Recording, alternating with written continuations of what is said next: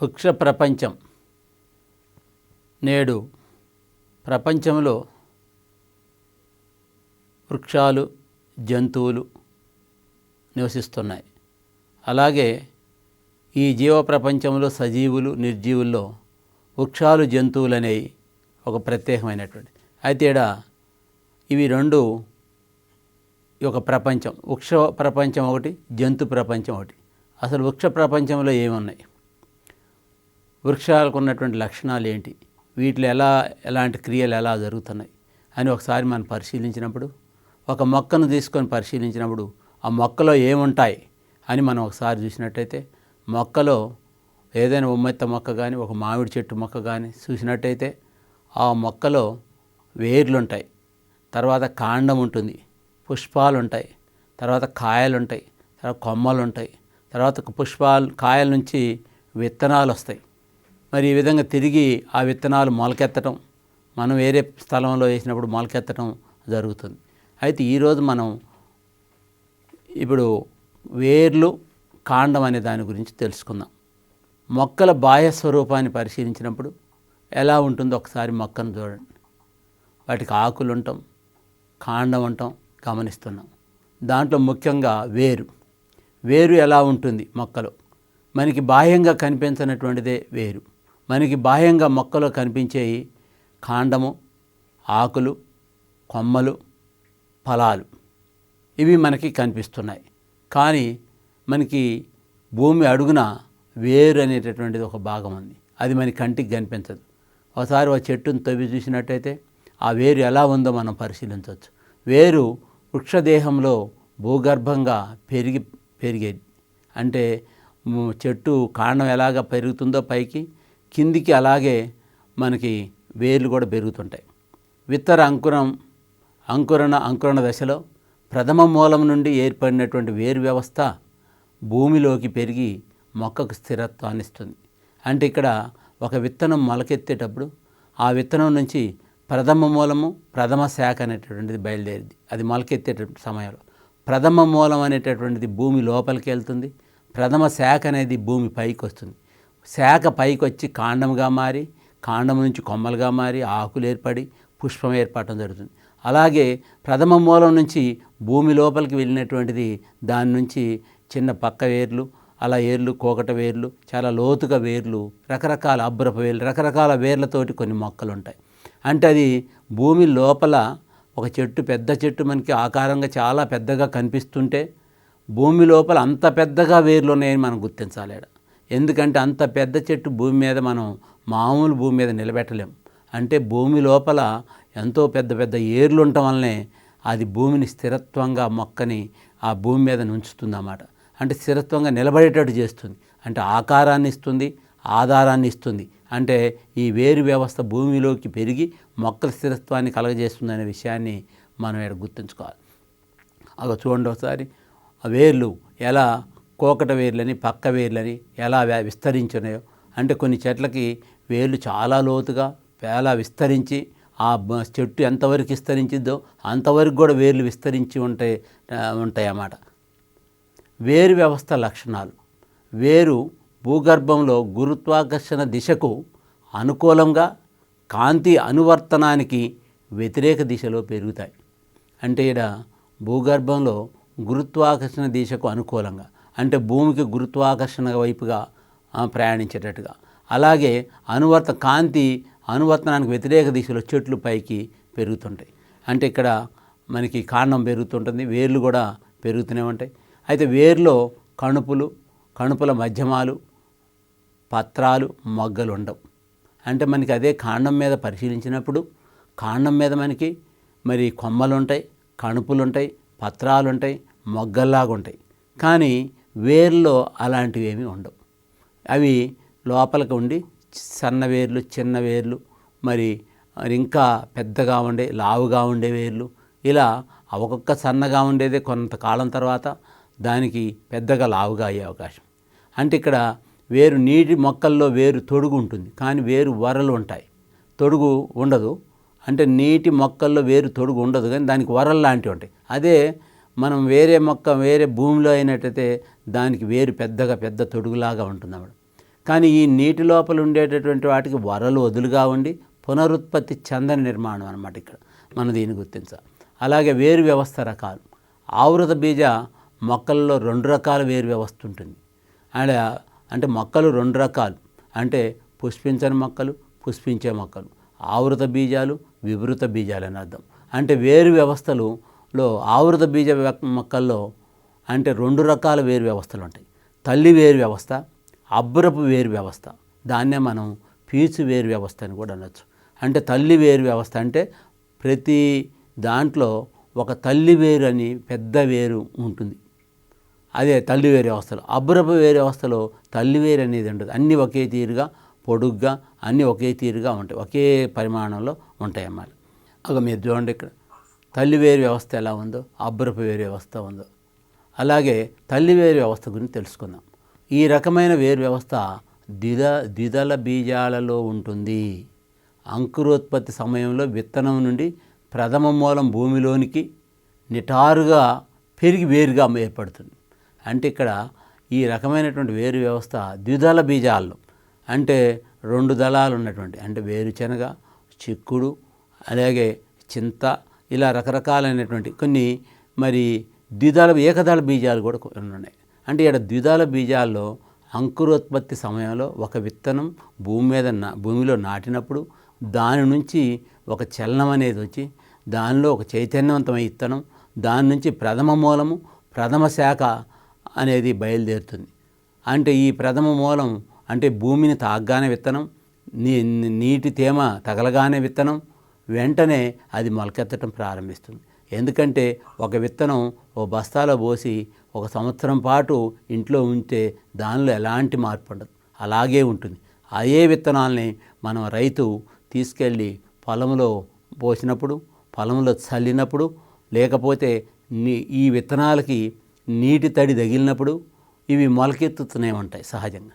అంటే ఈ మొలకెత్తేటటువంటి విధానం మొలకెత్తడానికి కొన్ని పరిస్థితులు అనుకూలంగా ఉండాలి. అప్పటి వరకు ఈ విత్తనం సుప్తావస్థలో బత్తాల్లో నిక్షిప్తంగా ఉంటాయి అన్నమాట. కాబట్టి ఇవి భూమిలో నాటినప్పుడు, భూమిలో వేసినప్పుడు దానిలో ఒక రకమైనటువంటి చైతన్యం వచ్చి మార్పు జరిగి ఇది అనుకూల పరిస్థితులు, అంటే అది అంకురించే దశకు ఉన్నటువంటి అంటే అనుకూల పరిస్థితులు అది మొక్క అదే విత్తనం మొలకెత్తడం మొదలు పెడుతుంది అన్నమాట. ఇక్కడ మొలకెత్తడం మొదలుపెట్టినప్పుడు మొదట ప్రథమ మూలం భూమిలోనికి నిటారుగా పెరుగుకుంటూ పోతుంది, అదే వేరుగా మారుతుంది.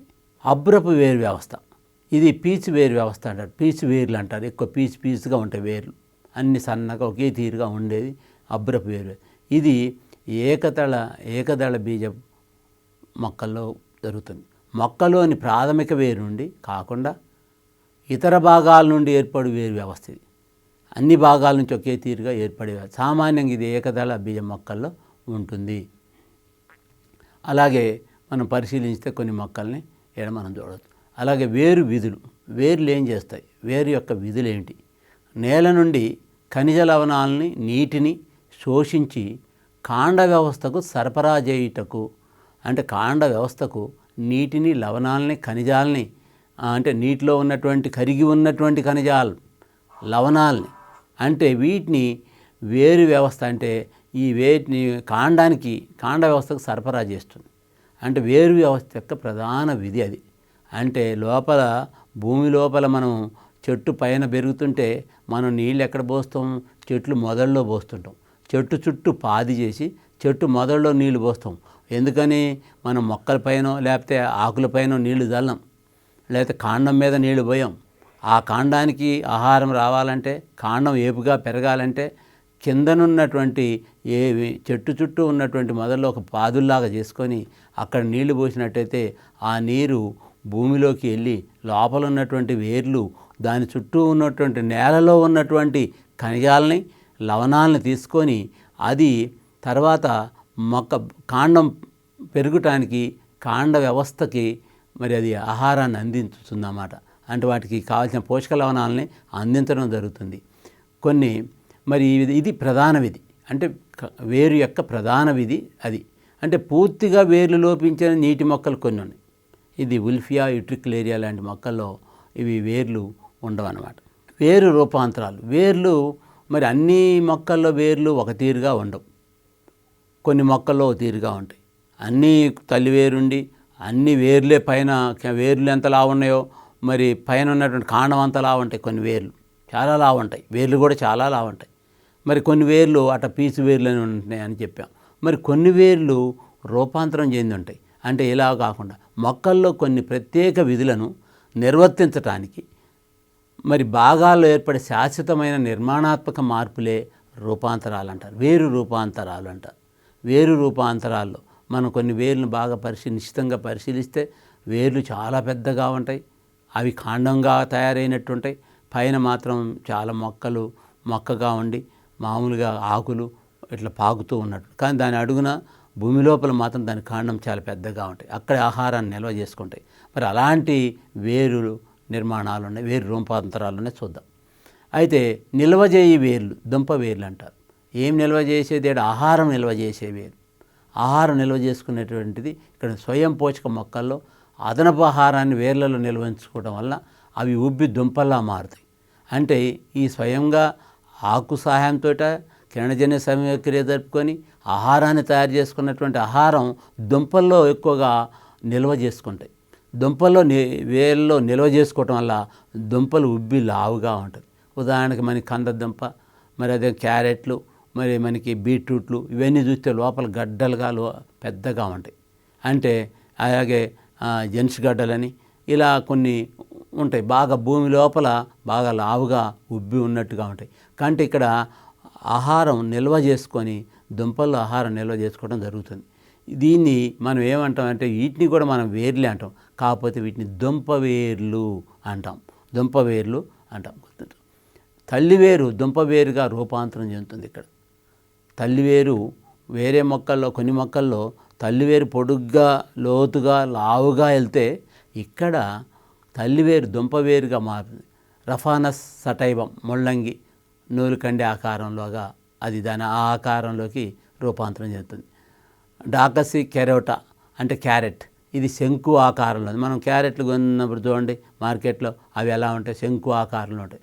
బీటా వాల్గారిస్ బీట్రూట్, ఇవి బొంగురం లాగా, అంటే మనం బొంగురాన్ని ఆడుకునే బొంగురం లాగా లేకపోతే మూపు ఆకారంలో ఉంటాయి. అంటే మనం రకరకాల ఈ వేర్ల యొక్క అంటే దుంప వేర్ల యొక్క కూరగాయలు మనం పరిశీలించినట్టయితే ఇంకా కంద అని ఉంటుంది, చాలా లావుగా ఉంటుంది. అది చాలా గుమ్మడికాయ అంత లావుగా కూడా ఉంటాయి, చాలా పెద్దగా ఉంటాయి. అవి కూడా వేరు రూపాంతరాలే. అవి చాలా ఉబ్బి పెద్దగా ఉండేటటువంటివి కూడా ఇక్కడ ఉన్నాయన్నమాట వేర్లలో. ఇక ఇక్కడ చూసినట్టయితే రకరకాలు ఉంటాయి, శంకు ఆకారంలో ఉంటాయి, పొడవుగా ఉంటాయి, లావుగా ఉంటాయి, మరి గుండ్రంగా ఉంటాయి. కొన్ని మొక్కల్లో పీచువేరు వ్యవస్థ కూడా దుంపవేర్లుగా రూపాంతరం చెందుతుంది. అంటే మనం ఇక్కడ తల్లివేరు వ్యవస్థ కూడా మరి రూపాంతరం చెందుతుందని దుంపల మాదిరిగా, ఇక్కడ పీచువేరు వ్యవస్థ కూడా దుంపవేర్లుగా రూపాంతరం చెందుతుంది. అలాంటి వాటిలో చిలగడ దుంప, అదే ద్విదళ బీజపు మొక్క. ఇది ప్రతి కణుపు వద్ద ఒంటరిగా దుంప వేళ్ళు ఉంటాయి. ప్రతి కణుపు వద్ద దుంప వేర్లలో సాధారణంగా ఆహార పదార్థం పిండి పదార్థ రూపంలో ఉంటుంది. అంటే దీంట్లో కూడా ఆహారం పదార్థం పిండి పదార్థ రూపంలోనే, పిండి పదార్థం సంబంధించినవి ఎక్కువ ఉంటుంది. వీటిలో 2 రకాల వేర్లు చూద్దాం. అంటే అంటువేర్లు, వెలామిన్ వేర్లు. అంటువేర్లు అంటే పొట్టిగా శాఖాయుతంగా ఉండి ఇవి పెద్ద వృక్షాలకు వృక్షోపజీవి అంటిపెట్టుకోవడానికి సహాయపడతాయి. ఇది అంటే పొట్టిగా ఉంటాయి, శాఖలుగా వచ్చి ఉంటాయి, పెద్ద వృక్షాలను వృక్షోపజీవి వాటికి అంటిపెట్టుకునేటట్టుగా సహాయపడతాయి వాటికి. అంటే ఇక్కడ మనం వెలామిన్ వేర్లు తర్వాత ఇవి పొడవుగా మందంగా శాఖాయుతంగా గాలిలో స్వేచ్ఛగా వేలాడుతుంటాయి. ఇవి పొడవుగా ఉంటాయి, మందంగా ఉంటాయి, శాఖాయుతంగా శాఖను కలిగి గాలిలో స్వేచ్ఛగా వేలాడుతున్నట్టు. ఇది ఆర్కిడేసి కుటుంబ మొక్కల్లో వెలామిన్ వేర్లు ఉంటుంది. దీని ఉదాహరణ వాండ మొక్క. అలాగే ఈ మొక్కను మనం పరిశీలించినట్టయితే అవి ఎలా వేలాడుతున్నాయో తెలుస్తుంది అన్నమాట. స్వాంగీకరణ వేర్లు. స్వాంగీకరణ వేర్లు అంటే వేర్లు హరిత పదార్థాన్ని కిరణజన్య సంయోగక్రియ జరుపుకుంటే వాటిని స్వాంగీకరణ వేర్లు అంటారు. అంటే వేర్లు కూడా హరిత పదార్థాన్ని కిరణజన్య సంయోగక్రియ జరుపుకునేటట్టు ఉండేది. టీనియా ఫిల్లం నీటిలో మునిగి ఉండి హరితపూరిత స్వాంగీకరణ కలిగి ఉన్న మొక్క ట్రోప. అంటే ఈ మొక్కలు వేర్లు హరిత పదార్థాన్ని కిరణజన్య సమక్రియ జరుపుకుంటే అంటే వేర్లో ఉన్నటువంటి హరిత పదార్థం జరుపుకునేటట్టుగా ఉంటుంది. దీన్ని మన స్వాంగీకరణ వేర్లు అంటారు. తర్వాత శ్వాసించే వేర్లు, ఇవి సాధారణంగా మాంగ్రూవ్ మొక్కల్లో ఉంటాయి. సుమర్థోడ్లను కలిగి ఉండే వేర్లను శ్వాసమూలాలు లేదా శ్వాసించే వేర్లు అంటారు. ఉదాహరణ రైజోఫోరా, అవిసీనియా. ఈ మొక్కల్లో శ్వాసించే మాంగ్రూవ్ మొక్కల్లో ఉంటాయి అన్నమాట. అంటే ఇవి వేర్లను శ్వాసమూల లేదా శ్వాసించే వేర్లని కూడా మనం ఇక్కడ పిలుస్తాం. అవిసీనియా మొక్కను పరిశీలించినట్టయితే మీకు తెలుస్తుంది. బుడిపె వేర్లు, లెగ్యుమినేసి కుటుంబ మొక్కలలో ఈ వేరు వ్యవస్థ ఉంటుంది. ఈ బుడిపె వేరు వ్యవస్థ, వీటిలో రైజోబియం అనే దండాకార నత్రజని స్థాపక బ్యాక్టీరియా ఉంటుంది వీటిలో. అంటే మీరు ఇంతకుముందు మనం చూసాం, అంటే లెగ్యుమినేసి కుటుంబ మొక్కల్లో అంటే అక్కడ వేరు రైజోబియం అనేటటువంటి ఒక బ్యాక్టీరియా, నత్రజనియుతమైనటువంటి బ్యాక్టీరియా మొక్కల వేళ్ళల్లో ఉండి బొడిపెల మాదిరిగా ఉంటాయి. ఉండివి సహజీవనం చేస్తాయని కూడా చెప్పాము.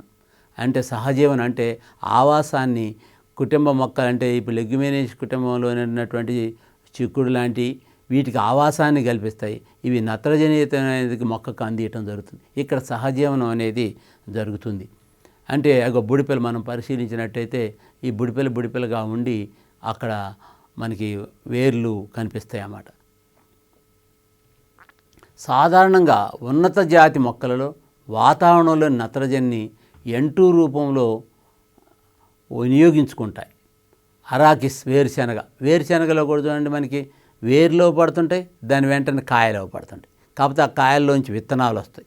అంటే ఇవి కూడా బుడిపెల మాదిరిగానే ఉంటాయి. అంటే ఇక్కడ డాలికస్ చిక్కుడు మాత్రం మనకి పైకి కనిపిస్తాయి. కాకపోతే చిక్కుడు చెట్టులో ఉన్నటువంటి వేర్లు కూడా మనం చూసినట్టయితే, చిక్కుడు చెట్టును కూడా పరిశీలించినట్టయితే మనకి ఇక్కడ కనిపిస్తుంది అన్నమాట. తర్వాత పరాన్నజీవ వేర్లు, ఇతర మొక్కలపై ఆవాసం మరియు ఆహారం కోసం సంపూర్ణంగా లేదా అసంపూర్ణంగా ఆధారపడే మొక్కలను పరాన్నజీవి మొక్కలు అంటారు. కొన్ని మొక్కలు ఇతర మొక్కలపై, వేరే మొక్కపై ఆవాసం ఏర్పాటు చేసుకొని ఆహారం కూడా అక్కడే తీసుకుంటూ సంపూర్ణంగా లేదా అసంపూర్ణంగా, అంటే మామూలు సగం కొంత మేరకు లేదా పూర్తిగా ఆధారపడి ఉండే కొన్ని మొక్కలు ఉన్నాయి. వాటిని మనం పరాన్నజీవి మొక్కలు అంటారు. అంటే ఇక్కడ మన పరాన్నజీవి మొక్కలు అంటే మళ్ళీ ఒకసారి ఇతర మొక్కలపై ఆవాసం, ఆహారం కోసం సంపూర్ణంగా లేదా అసంపూర్ణంగా ఆధారపడి జీవించేటటువంటి మొక్కలను మనం పరాన్నజీవి మొక్కలు అంటాం. పరాన్నజీవి మొక్కలకు ఆహారాన్ని, ఆవాసాన్ని మొక్కలను అతిథేయి అంటే ఆ విధంగా తీసుకునే పరాన్నజీవి మొక్కలు ఆహారాన్ని, ఆవాసాన్ని తీసుకునేటటువంటి మొక్కలు ఏదో అదేదైతే దానికి ఈ మొక్కలకు ఆవాసాన్ని కల్పిస్తాయో వాటిని మనం అతిథేయి మొక్కల్లోని నాలికా పుంజంలోకి ఆస్టోరియం అనే ప్రత్యేక వేర్లు పరాన్నజీవి ఉత్పత్తి చేసే ఆహార పదార్థాల పోషణకు సూచిస్తుందన్నమాట. అంటే దీని నాలికా పుంజంలోకి ఆస్టోరియం అనే ప్రత్యేక వేర్లు బాగా తయారు చేసుకొని ఆ పరాన్నజీవి దానిలోకి ఆహార పదార్థాల పోషణని సేకరిస్తుందన్నమాట, ఆహారాన్ని తీసుకుంటుంది. పరాన్నజీవి మొక్కలను 4 రకాలుగా వర్గీకరించారు. కాండ పరాన్నజీవులు, వేరు పరాన్నజీవులు, సంపూర్ణ పరాన్నజీవులు, అసంపూర్ణ పరాన్నజీవులని 4 రకాలుగా చేశారు. కాండ పరాన్నజీవులు పరిశీలిస్తే పరాన్నజీవి ఆస్టోరియంలను అతిథేయి మొక్క కాండంలోకి ప్రవేశపెడితే వాటిని కాండ పరాన్నజీవులు అంటారు. అలాగే అవి చూసినప్పుడు పరిశీలించినట్టయితే ఆ మొక్కలో మనకి కనిపిస్తుంది. అలాగే వేరు పరాన్నజీవుల్లో పరాన్నజీవి ఆస్టోరియంలను అతిథేయి మొక్క వేరులోకి ప్రవేశపెడతాయి. అక్కడ కాండంలోకి ప్రవేశపెడితే మనం అది కాండ పరాన్నజీవులను, అదే వేరులోకి ప్రవేశపెడితే వేరు సంపూర్ణ పరాన్నజీవులు అంటే పరాన్నజీవులు పత్రరహితంగా ఉండి ఆహారాన్ని తయారు చేసుకోలేవు ఆ పరాన్నజీవి మొక్కలు. కాబట్టి ఇక్కడ ఆహారాన్ని ఆ అతిథేయి మొక్కలో నుంచి తీసుకుంటాయి. అలాగే పత్రరహితం గల పరాన్నజీవులు కస్కుట, అసంపూర్ణ పరాన్నజీవులకు ఉదాహరణ విస్కూన్, లారంతస్, వనాంబాంకి. ఏపీలోని పొగాకు పంటపై సంపూర్ణ మూల పరాన్నజీవిగా ఉంటుంది. దీన్ని పొగాకు మల్లెగా పిలుస్తారు. ఇంకోటి రస్లీసియా అతిపెద్ద వృక్షాన్ని కలిగి ఉంటుంది. దీంట్లో పెద్ద వృక్షాన్ని కూడా ఈ మొక్కలో పెద్ద వృక్షం అని అంటే పెద్ద పుష్పం అంటే ఈ మొక్కలోనే కనిపిస్తుంది. అంటే రస్లీసియా అనేటువంటి మొక్కలో పెద్ద పుష్పం అంటే ఎడల్పుగా ఉండేటువంటిది అతిపెద్ద పుష్పం ఏడుందంటే ఈ మొక్కలోనే ఉంటుంది. మనం ఇది క్వశ్చన్లో కానీ బిట్లో కానీ మనం అడిగినప్పుడు దీన్ని రస్లీసియా అనేదాన్ని మనం ఇక్కడ గుర్తుంచుకోవాలి. మరి ఇక్కడ పత్రహరితం గల పరాన్నజీవుల్లో ఏంటంటే అసంపూర్ణ పత్రహరితం గల పరాన్నజీవిలో మరి కస్క్యుటా, అసంపూర్ణ కండర పరాన్నజీవులకు మనకి లారంతస్, వనాంబాంకి ఏపీలోని పొగాకు పంటపై సంపూర్ణ మూల పరాన్నజీవిగా ఉంటుందన్నమాట. దీన్ని పొగాకు మల్లెకు కూడా మనం పిలుస్తారు. ఇక్కడ పుష్పాన్ని అతిపెద్ద పుష్పాన్ని చూద్దాం. స్టైగా మొక్కజొన్న పంటపై అసంపూర్ణ మూల పరాన్నజీవిగా ఉంటుంది. అంటే మొక్కజొన్న పంటపై ఈ అసంపూర్ణ మూల పరాన్నజీవిగా ఈ మొక్క టైగా అనే ఉంటుంది. శాంటాలం నారు మొక్క దశలో అసంపూర్ణ మూల పరాన్నజీవిగా ఇది ఉంటుంది. ఇవన్నీ మనం మొక్కలు గుర్తుంచుకోవాలి. ఎందుకంటే వీటిని మనం బిట్ రూపంలో అడిగినప్పుడు వీటిని బాగా జ్ఞప్తిగా ఉంచుకోవాలంటే వీటి పేర్లని ఈ పదాలని కొద్దిగా వాటిని బాగా మనం ప్రొనౌన్సియేషన్ అటు బాగా గుర్తుపెట్టుకుంటే ఇవి మనం వీటికైనా ఆన్సర్ రాయగలుగుతాం. తర్వాత ఇప్పటివరకు మనం వేర్ల గురించి తెలుసుకున్నాం. అంటే వేర్లో తల్లి వేరు వ్యవస్థ, అలాగే అబ్బరపు వేరు వ్యవస్థ, ఏకదళ బీజాల్లో ఎలా ఉంది, ద్విదళ బీజాల్లో ఎలా ఉంది, వీటిలో వేర్లు మళ్ళీ రకరకాలు ఏమున్నాయి, మరి అదే కాకుండా మరి వేర్లు రూపాంతరాలు చెందినటువంటి కాండాలు ఏంటి, ఎలా రూపాంతరాలు చెందింది, రూపాంతరాలు చెందిన కాండాల్లో మరి కొన్ని సహజీవనం చేసేటటువంటిది, వేరు బుడిపిల్లగా ఉండేటటువంటిది, ఇవన్నీ కూడా మనకి వేరు వ్యవస్థలు కల్పిస్తుంది. లేకపోతే మనకి కాండం ఎలా వస్తుంది, కాండం విత్తనం అంకురించే దశలో విత్తనంలో నుంచి ప్రథమ మూలం ప్రథమ శాఖ బయలుదేరుతుందన్నాం. ప్రథమ మూలం భూమిలోకి ప్రవేశించి అది వేరుగా మారుతుందని ప్రథమ శాఖ భూమిపైన పెరుగుతూ వెళ్తుంది. ఆ పైకి వెళ్ళేటటువంటి భాగం అది ప్రథమ కాండం అంటారు. దాన్నే మనం ఇక్కడ కాండం అని పిలుస్తాం. కాండం మొక్కల్లో వాయుగతంగా పెరిగే వ్యవస్థను ప్రగాఢ వ్యవస్థ అంటారు. ప్రగాఢ వ్యవస్థ అంటే రూట్ సిస్టమ్ అంటే ప్రగాఢ వ్యవస్థ యొక్క అంశాన్ని కాండం అంటారు. అంటే ఇక్కడ మనం ఈ ప్రగాఢ వ్యవస్థ యొక్క అంటే దీన్నే మనం కాండం అని కూడా మనం పేరు పెట్టి వెళ్తాం. అంటే కాండం గురుత్వాకర్షణకు వ్యతిరేకంగా, కాండం ఏమవుతుంది, భూమి గురుత్వాకర్షణ అంటే భూమి వైపు గుంజాలి, భూమి వైపు ఆకర్షించుకోవాలి, అది దానికి వ్యతిరేకంగా పైకి పెరుగుతుంది. అంటే దానికి వ్యతిరేక దిశలో బతుకుతుంది. పెరగడానికి కారణం ఏంటి, కాంతి అనువర్తనం అనుకూలంగా పెరుగుతుంది. అంటే కాంతి వైపు ప్రయాణిస్తూ పెరుగుతుంది. కాంతి ఎటు నుంచి వస్తుంది, పైనుంచి సూర్యుని ద్వారా కాంతిని తీసుకుంటుంది. కాబట్టి దాని గురుత్వాకర్షణకు వ్యతిరేకంగా కాంతికి అనుకూలంగా పెరుగుతుంది. కాబట్టి ఇక్కడ కణుపు మాధ్యమాలు విభేదనం చెంది ఉండటం కాండం యొక్క ముఖ్య లక్షణం, ప్రత్యేకం. ఇక్కడ అందుకోసమే మనం కాండానికి కణుపులు వస్తున్నాయి, కణుపు మాధ్యమాలు మరి విభేదనం చెంది పెరగటానికి అవకాశాలు ఉన్నాయి. దీనికి ముఖ్య లక్షణం ఏంటంటే ముఖ్యంగా కాండం గురుత్వాకర్షణకు వ్యతిరేకంగా అంటే భూమి వైపున ప్రయాణించకుండా భూమికి వ్యతిరేక దిశలో అంటే కాంతి అనువర్తనానికి అనుకూలంగా పెరుగుతుంది. అందువలనే కణుపు మాధ్యమాలు విభేదనం చెంది ఉండటం మనం గమనిస్తున్నాం.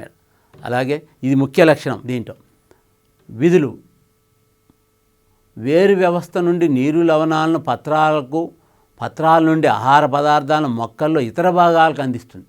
అంటే వేరు పంపిస్తున్నటువంటి నీటిని, వేరు ద్వారా వస్తున్నటువంటి లవణాలని, ఇది కాండం, మెయిన్ కాండం, దీని నుంచి ఇతర శాఖలకు, పుష్పాలకు, పత్రాలకు, కాయలకు, ఫలాలకు ఇది ఈ కాండం యొక్క ఆహార పదార్థాలని మొక్కలోని ఇతర భాగాలకు చేరవేస్తుంది, అందిస్తుంది అన్న విషయం మనం గుర్తుంచుకోవాలి. వేరు యొక్క మెయిన్ విధి ఏం లేదు.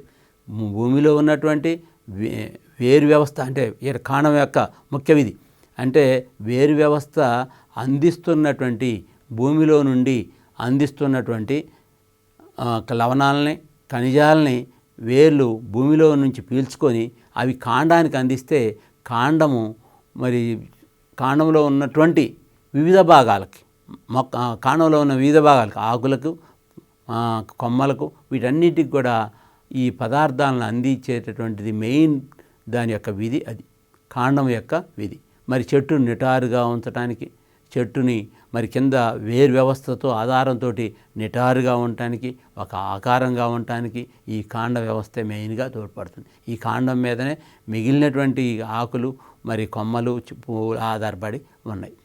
కాండం కూడా రూపాంతరాలు చెందుతుంది. మారిన పరిసరాల్లో నూతన విధులు నిర్వర్తించడానికి కాండ నిర్మాణంలో కలిగే శాశ్వత మార్పులనే కాండ రూపాంతరాలు అంటారు. అంటే కొన్ని పరిసరాల్లో బట్టి నూతన విధులను నిర్వర్తించడానికి కూడా కాండ నిర్మాణంలో కలిగే శాశ్వత మార్పులు కొన్ని ఉన్నాయి. వాటినే కాండ రూపాంతరాలు అంటారు. అంటే వాయుగత కాండ రూపాంతరాలు భిన్నమైనటువంటి వాతావరణ పరిస్థితుల్లో పెరిగే మొక్కలలోని వాయుగత కాండాలు, శాఖీయ మొగ్గలు కొన్ని ప్రత్యేక విధులు నిర్వర్తించు నిమిత్తము రూపాంతరం చెంది ఉంటాయి. వీటినే మనం వాయుగత కాండ రూపాంతరాలు అంటాం. అంటే భిన్నమైన వాతావరణ పరిస్థితులు అంటే వాతావరణంలో ఎప్పుడు కూడా ఒకే రకమైనటువంటి పరిస్థితులు ఏమి లేవు. కొన్ని వాతావరణ పరిస్థితులు మారినప్పుడు, వాతావరణ పరిస్థితి మొక్కకు అనుకూలంగా ఉన్నప్పుడు మరి అదేవిధంగా శాఖీయ మొగ్గలు, కాండాలు శాఖీయ మొగ్గలు కొన్ని ప్రత్యేక విధులు నిర్వర్తించు నిమిత్తం రూపాంతరం చెంది ఉంటుంది కాండాలు. దీన్ని మనం వాయుగత రూపాంతరాలు చెందిన కాండాలు అంటాం. కొన్ని గమనించినట్టయితే బొమ్మల్లో తెలుస్తాయి అన్నమాట మనకి. నులితీగలు ఇవి బలహీన కాండం గలవి మొక్కల్లో ఉంటాయి. గ్రీవపు మొగ్గల నుండి కానీ కొన మొగ్గల నుంచి కానీ ఏర్పడుతుంటాయి. ఇప్పుడు మనం చాలా వరకు చూసినట్టయితే కాండం అన్ని పెద్ద చెట్లు ఏముండవు.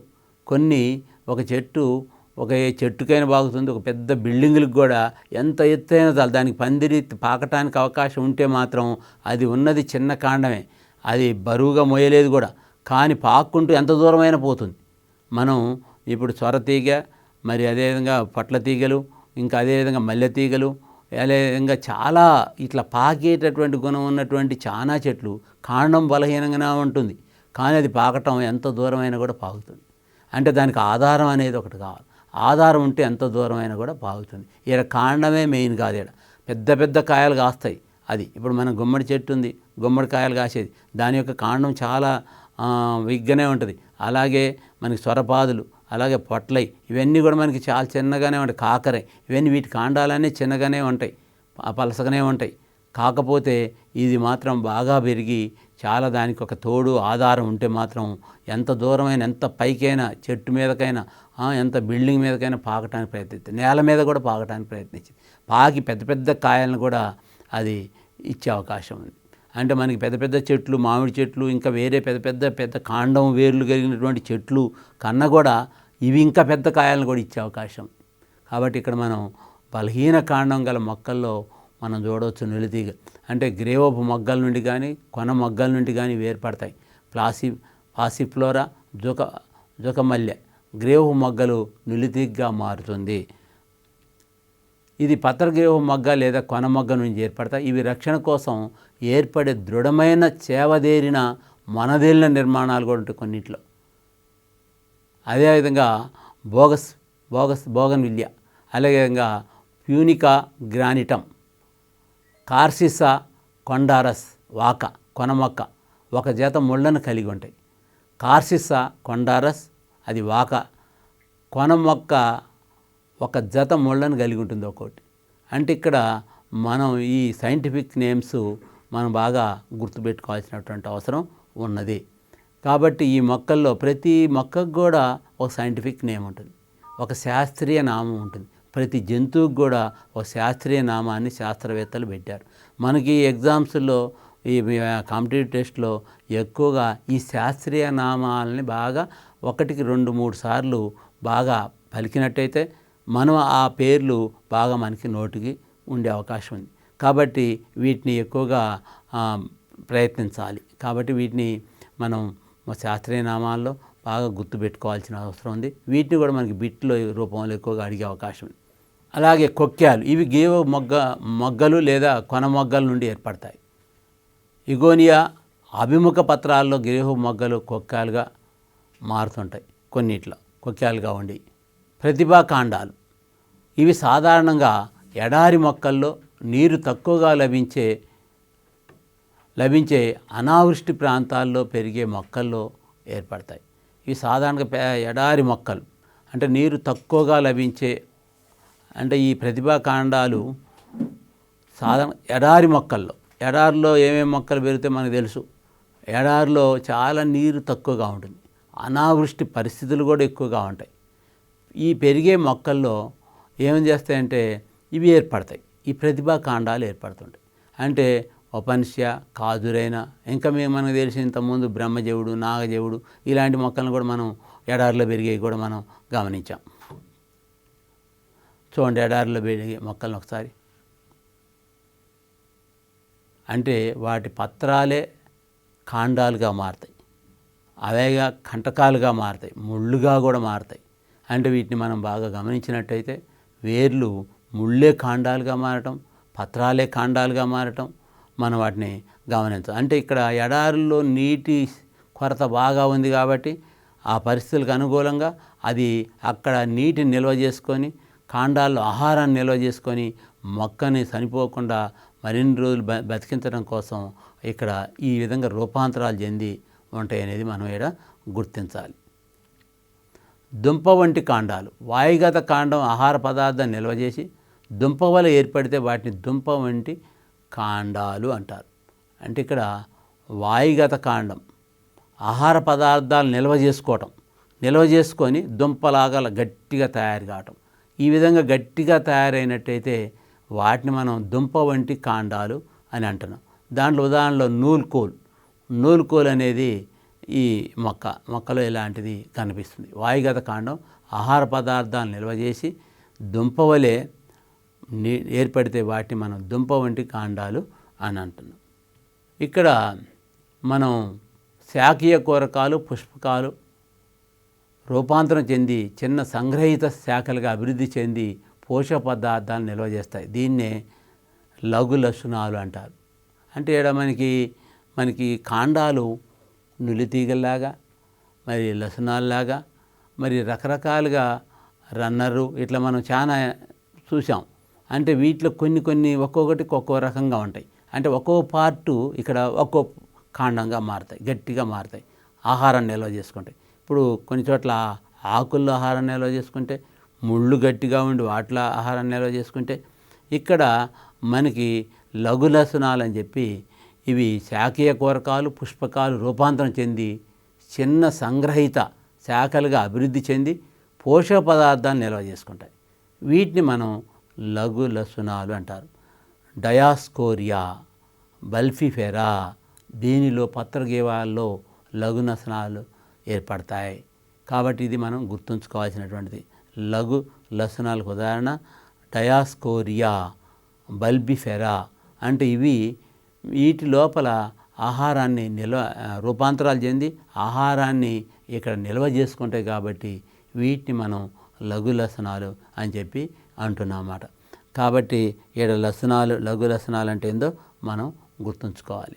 అంటే ఏంది, ఇక్కడ మనకి శాఖీయ కూరకాలు, పుష్పకాలు రూపాంతరాలు చెంది చిన్న సంగ్రహిత శాఖలుగా అభివృద్ధి చెంది పోషక పదార్థాన్ని నిల్వ ఉంచుకుంటాయి. వీటిని మనం లఘు లసనాలు అని చెప్పి అంటున్నమాట.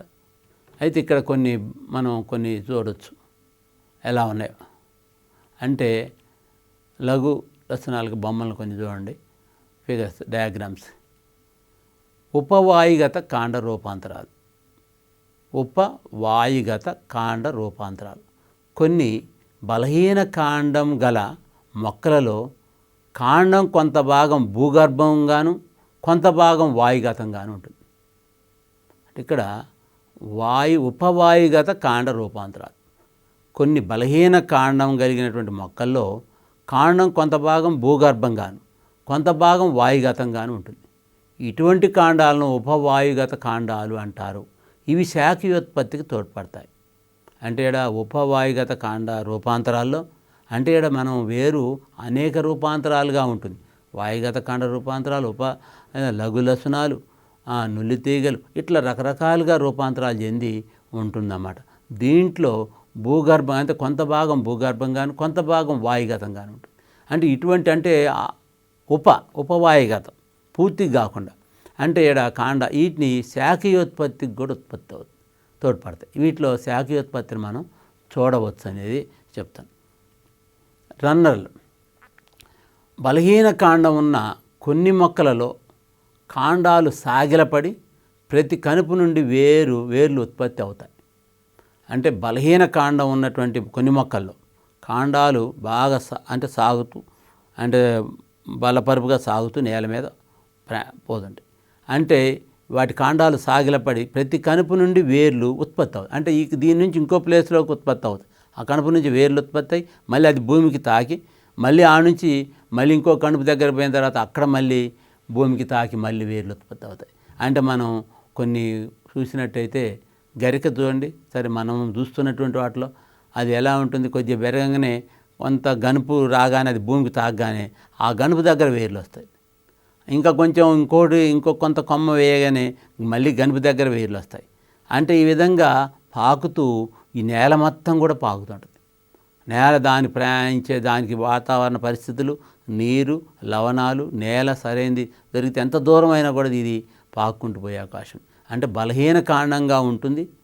మరి ఉండి కొన్ని మొక్కలు వాటి కాండాలు సాగిలపడి ప్రతి కణుపు నుండి వేర్లు ఉత్పత్తి అవుతూ వెళ్తూనే ఉంటుంది. అంటే ఉదాహరణలో హైడ్రోకోటైలా వల్గారిస్, సరస్వతి ఆకు అంటారు దాని తెలుగులో, ఆక్సాలిస్ పులిచెంత. అంటే ఇట్లా కొన్ని ఆకుల్లో ఈ విధమైనటువంటి పద్ధతి జరుగుతుంది. బలహీన కాండం ఉండి కొన్ని మొక్కల్లో వాటి కాండాలు సాగిలపడి అంటే భూమి మీద సబేతిగా ప్రయాణిస్తూ అవి వేర్లు తాకగానే వస్తాయి. అవి చాలా ఉన్నాయి మనం చూసినట్టయితే, వేర్లు తాకగానే మళ్ళీ రావటం ఆ విధంగా. అంటే ఎక్కువగా గరిక బాగా చూస్తాం, దానికే వాటికే కొన్ని రకాలైనటువంటి హైడ్రోకోటైలా వల్గారిస్, సరస్వతి ఆకు, ఆక్సాలిస్, పులిచెంత ఆకు. అంటే ఈ విధంగా వాటిలో మనకి కనిపిస్తుంది. టోలాన్స్. కొన్ని మొక్కలలో మృత్తికకు దగ్గరగా ఉండే కొన్ని బలహీన శాఖలు వంగి యాటవాలుగా పెరుగుతుంటాయి. ఇలాంటి శాఖలను స్టోలాన్స్ అంటారు. అంటే ఇక్కడ కొన్ని మొక్కలలో మృత్తికకు దగ్గరగా ఉండి కొన్ని బలహీన శాఖలు వంగినప్పుడు, ఏటవాలుగా వంగినప్పుడు అవి వేటవాలుగా ఉంటాయి. అంటే మనం ఉదాహరణకి గన్నేరు చెట్టు చూద్దాం. గన్నేరు చెట్టు అంతా పొదలాగా అవుతుంటుంది. ఎలా అవుతుంటుంది, ఒక్కటే మనం కొమ్మ వేస్తే దాని నుంచి వచ్చినటువంటిది ఇంకొక కొమ్మ అది నేలకు తాగగానే ఆ నుంచి కొమ్మలు వస్తాయి. అట్లా నేల తాగిన అది ఒక పెద్ద పొదలాగా అయ్యే అవకాశం ఉంది. అంటే ఇక్కడ మృత్తికకు దగ్గరగా ఉంటే భూమికి దగ్గరగా ఉండి ఆ భూమికి నేలకి అంటే భూమి అది మొలకెత్తే ప్లేస్కి దగ్గరగా ఉండి ఏటవాలుగా పెరుగుతున్నప్పుడు ఆ ఏటవాలుగా పెరిగే క్రమంలో అది భూమిని తాకిన చోట మనకి వెంటనే దానికి ఆ శాఖకి ఆ కొమ్మకి వేర్లు వస్తున్నాయి అన్నమాట. ఆ వేర్లు రాగానే మన వాళ్ళు ఏం చేస్తారంటే అంతవరకు ఆ వేర్లు వచ్చినటువంటి ప్రదేశానికి యువతలు కట్ చేసి ఈ మొక్కని జాగ్రత్త తవ్వి వేర్లతో సహా తవ్వి తీసుకెళ్ళి వేరే చోట దాన్ని మళ్ళీ గన్నేరు మొక్కను నాటుతున్నారు. అంటే గన్నేరు మొక్క ఎక్కువగా మనం శాఖను కట్ చేసుకొని అంటే వేర్లు వచ్చిన తర్వాత కట్ చేసుకొని తీసకపోతే అది వేరే ప్రాంతంలో మనం నాటవచ్చు అన్నమాట. వీటిని మనం స్టోలాన్లు అంటారు.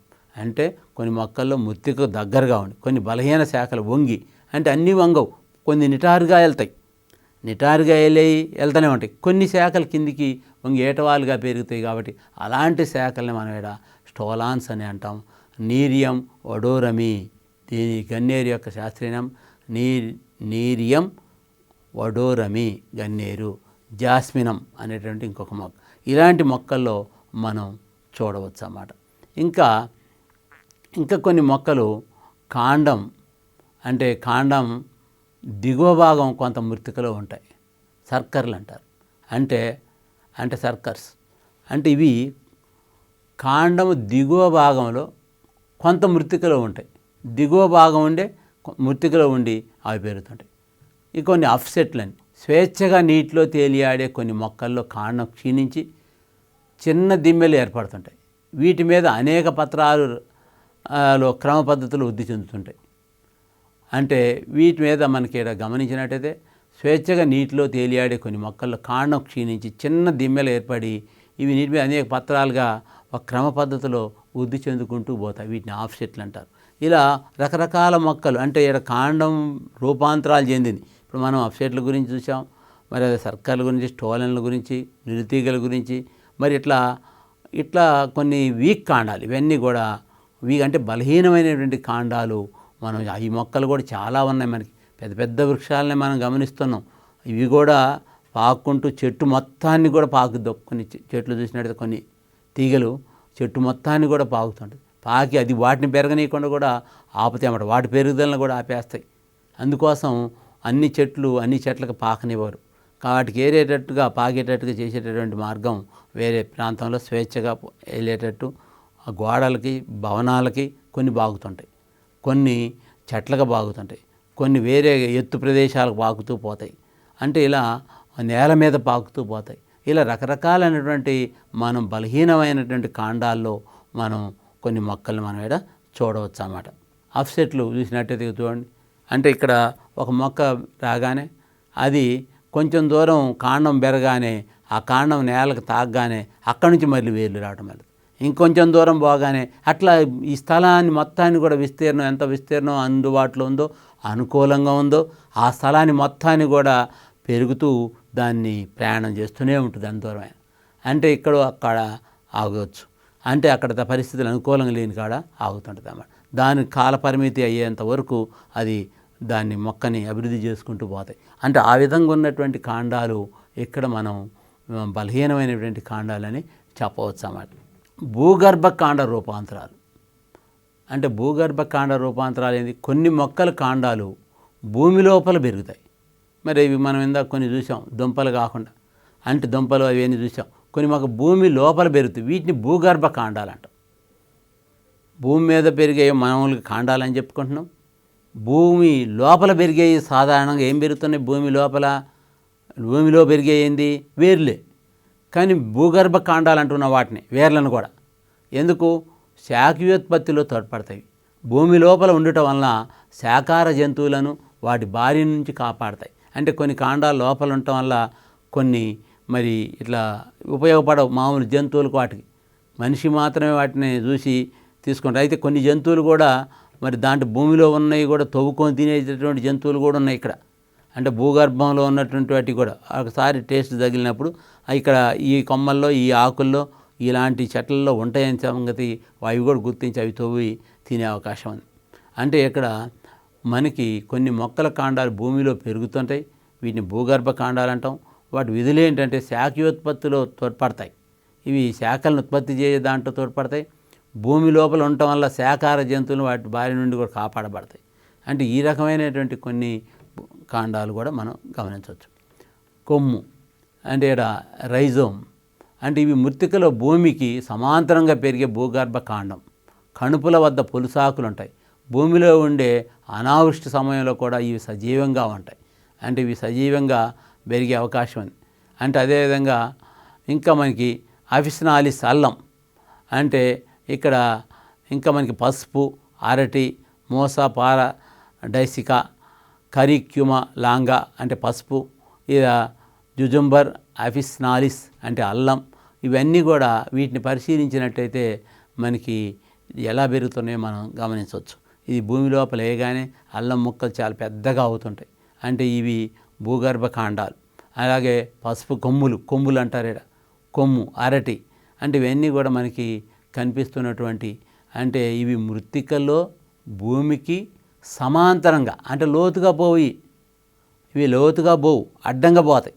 అంటే సమాంతరంగా ఎంత దూరమైన పోతాయి. ఇట్లా పెరిగే భూగర్భ కాండాలు కొన్ని లోతుగా పెరుగుతున్నాయి. ఇప్పుడు మామూలుగా వేర్లు అయితే లోతుగా పోతున్నాయి, పెద్ద పెద్ద చెట్ల యొక్క వేర్లు లోపలికి పెరుగుతున్నాయి. పైన కాండం పైన కణుపుల వద్ద పొలుసాకులు ఉంటాయి, పైకి మనకి పొలుసాకులాగా కనపడతాయి. అయితే కింద మాత్రం పెద్దగా లావుగా కనిపిస్తుంది. అల్లం గడ్డలు అట్లనే ఇంకా వేరేవి కూడా మనం చూడొచ్చు అన్నమాట. అంటే ఇక్కడ సజీవంగా, అంటే భూమి లోపల ఉండటం వల్ల కొమ్ములు ఒక్కోసారి అనావృష్టి సమయంలో కూడా, కాకపోతే కొమ్ము పెద్దగా కాకపోవచ్చు కానీ అది చనిపోవడానికి అవకాశం, సజీవంగా ఉండదు. మళ్ళీ దానికి తేమ తగిలినప్పుడు, మళ్ళీ దానికి అక్కడ నీళ్లు పోసినప్పుడు తిరిగి అది మళ్ళీ మొలకెత్తే అవకాశం ఉంది మరలా. అంటే ఈ విధంగా మనకి ఇప్పుడు టేకు మొక్క కూడా ఒక దుంప ఒకటి తెస్సపై మనం వేసినప్పుడు మామూలుగా వర్షాకాలంలో కానీ ఎండాకాలంలో కానీ మనం వేస్తే అది అలాగే ఉంటుంది, దాని నుంచి ఏం చలనం ఉండదు. కానీ వర్షాలు పడిన తర్వాత దానిపైన ఆకు రావటం మనం పెడతాం.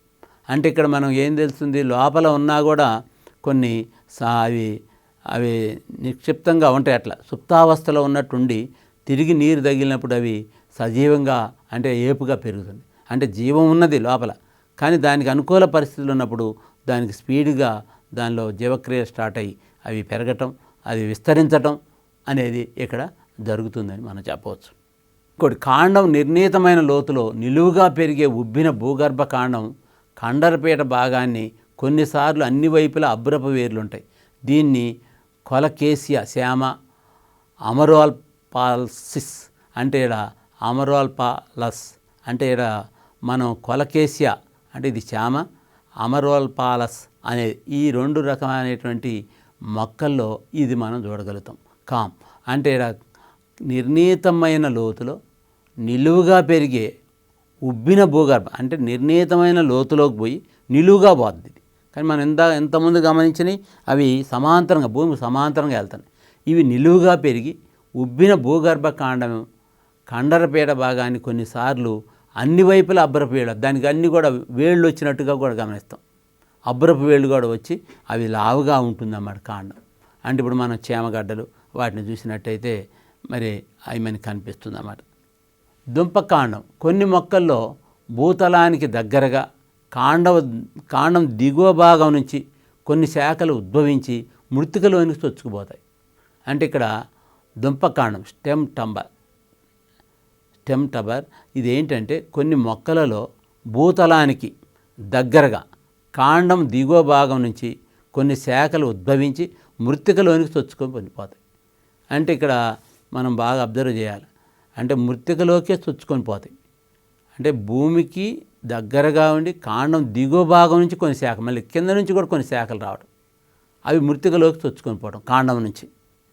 అంటే భూమి పైనే కనిపిస్తాయి ఆ కాండాలు, కానీ అవి చొచ్చుకొని పోయి అవి కూడా పెద్దగా అయ్యే అవకాశం ఉంది. లసనం ఇది ప్రత్యేక భూగర్భం. దీనిలో కాండం క్షీణదశలో దికుంభాకారంలో చిన్న పథకం వలె ఉంటుంది. దీనిలో ఆహార పదార్థాలు నిల్వ చేయబడతాయి. అంటే ఇవి ప్రత్యేక భూగర్భం. ఇది ఒక స్పెషల్, ఇది డిఫరెంట్.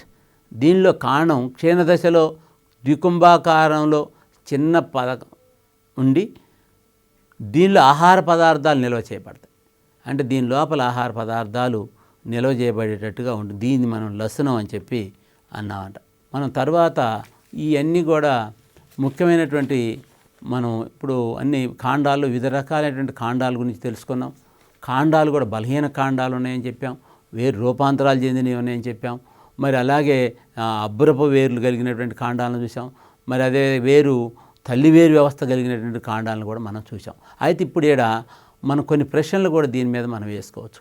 ఎలా వేసుకుందామని అంటే, వేర్ల యందు ఆహారాన్ని నిల్వ చేయు మొక్కలు అంటే వేర్ల యందు ఆహారాన్ని నిల్వ చేసే మొక్కలు ఒక 4 ఇస్తారు మనకి. తుమ్మ, నీరుల్లి, జామ, కరివేపాకు. మరి ఏం చెప్దాం దీంట్లో? ఆహారం నిల్వ చేసేది నీరుల్లి మొక్క. అలాగే పత్రవంతరం చివరన ఉబ్బి ఉండి భాగం, దాన్ని మనం పత్రపీఠం, పుష్పశీర్షం, పుష్పాసనం అంటారు. దీంట్లో మనం ఒక ఆన్సర్ని గుర్తించాలి. అలాగే పత్రపు వేళ్లను కలిగి ఉండేది క్యారెట్, అవిసీనియా, అలాగే కస్కిట, తర్వాత బ్రయోఫిల్లం. అంటే పత్రపేర్లు కలిగి ఉండేది మీకు తెలుసు రణపాలాకు.